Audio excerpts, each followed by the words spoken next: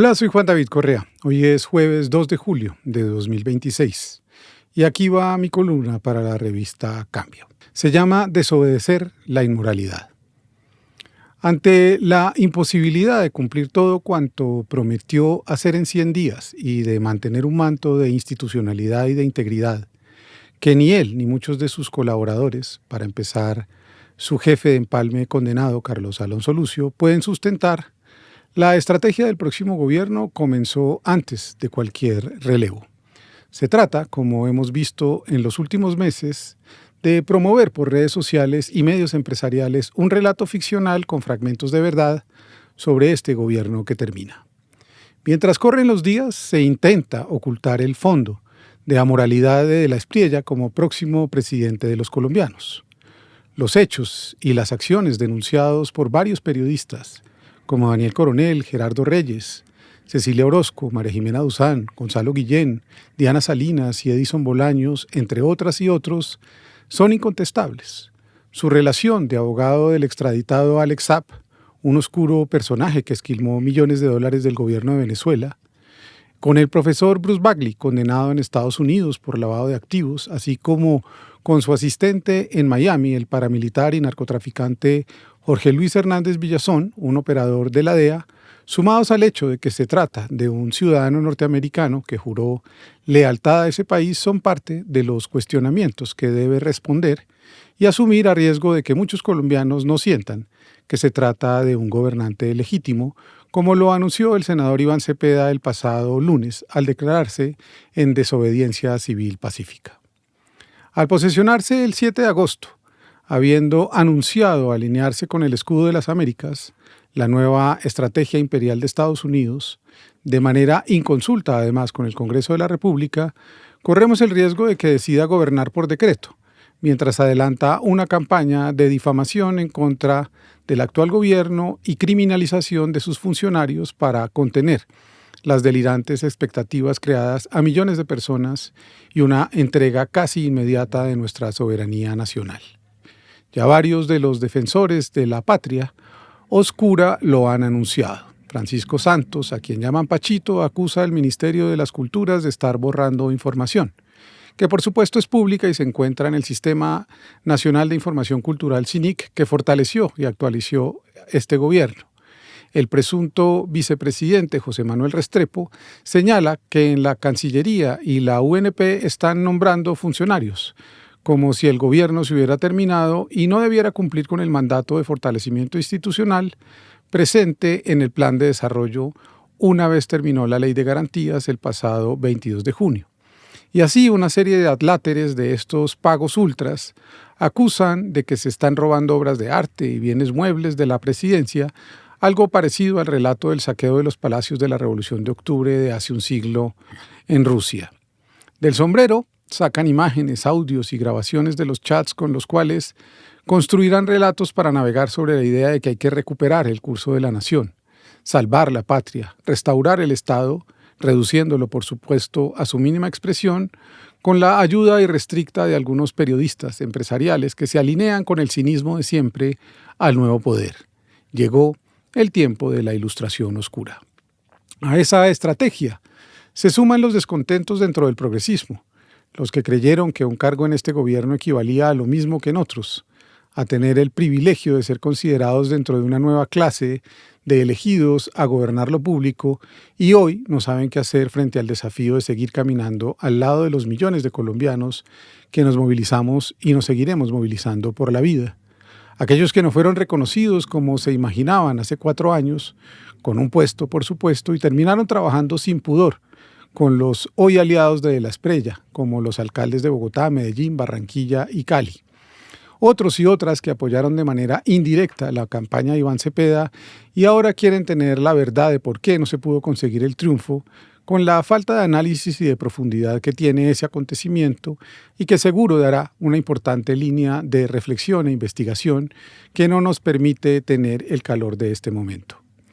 Con estos elementos, De la Espriella tendrá que aclarar antes de posesionarse si renuncia a la nacionalidad estadounidense, no porque sea inconstitucional o ilegal, sino porque evidentemente representa un conflicto de intereses. Si tiene vínculos con la DEA o la CIA y si pesan sobre él inminentes condenas en cortes federales de ese país, que le impedirían ser legítimo, insisto, para millones que no votamos por él. Con todas esas sombras encima, que son las que tienen presidentes como Donald Trump, su empleador, no será fácil manejar la economía, vérselas con la reforma de la salud, desmontar la reforma agraria en marcha, saber qué hará con el tema laboral de muchos sectores y, por supuesto, la intervención en la política de paz total con una política de seguridad muy probablemente coordinada con Estados Unidos. Pero sí, como puede esperarse, nada de esto se aclara y la decisión es la de ir hacia adelante como un blitzkrieg. Veremos una amenaza militar casi que inmediata. La principal industria de Estados Unidos e Israel, los dos jefes supremos del tecnofascismo mundial, es la militar.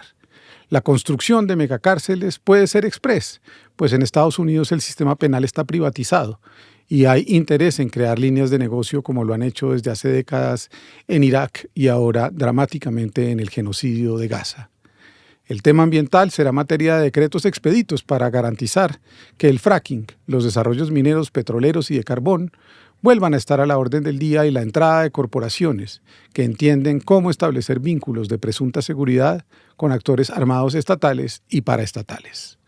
Aún faltan nombramientos, pero con lo que conocemos podemos entender que la elección de Rodrigo Lara Restrepo como ministro del Interior no es tan nunca y es más lo de siempre. El muñequeo y la mermelada para tener gobernabilidad con mayorías que pueden garantizarle al gobierno entrante un primer año donde muy probablemente asistiremos al gran desmonte de las políticas sociales, el regreso de billones de pesos a los operadores de la salud,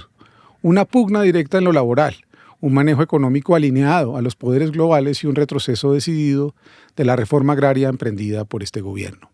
En lo educativo, el regreso de una política de privatizaciones y muy seguramente la instalación de sentidos pedagógicos, si así los podemos llamar, que tienen que ver con la persecución a la educación sexual,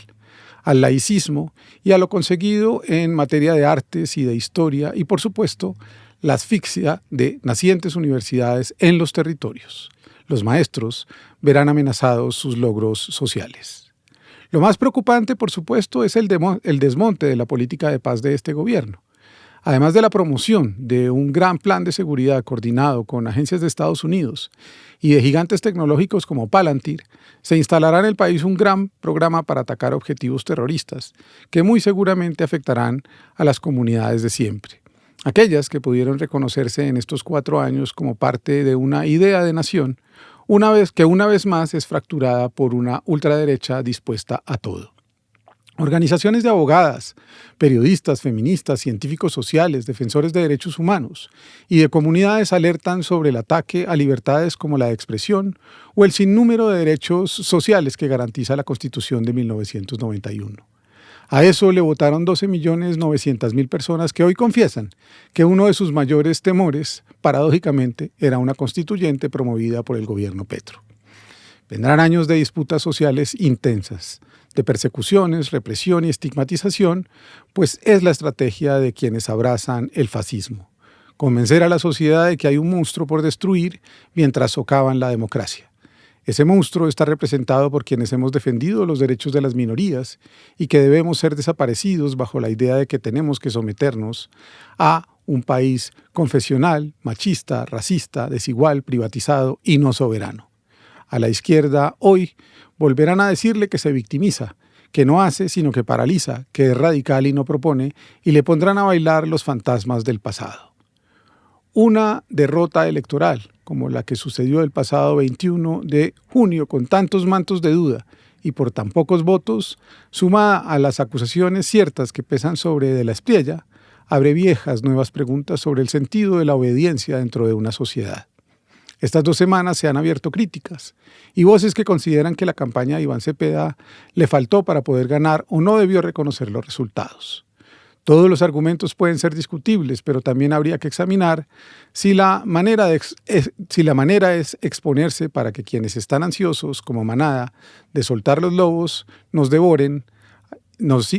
a todos como les parezca. Mientras tanto, Cepeda nos ha traído de vuelta a Henry David Thoreau, Abro comillas, los ciudadanos tienen el derecho de considerarse desobedientes a un gobierno cuando sus acciones se consideran inmorales, cierro comillas. Lo hace porque entiende que Thoreau, como Whitman y tantos otros, vivieron el tiempo del destino manifiesto, una política imperial según la cual Estados Unidos puede y podía invadir territorios hasta entonces mexicanos para anexionarlos, como finalmente lo hizo a su nación. Postdata, nos hará mucha falta en estos tiempos de represión y violación de los derechos humanos el abogado Gustavo Gallón. Su nombre quedará en la memoria de quienes han creído en este país que la dignidad y la vida son innegociables. Gracias a su inmensa tarea y paz, mucha paz para los suyos. Chao, nos vemos en la próxima.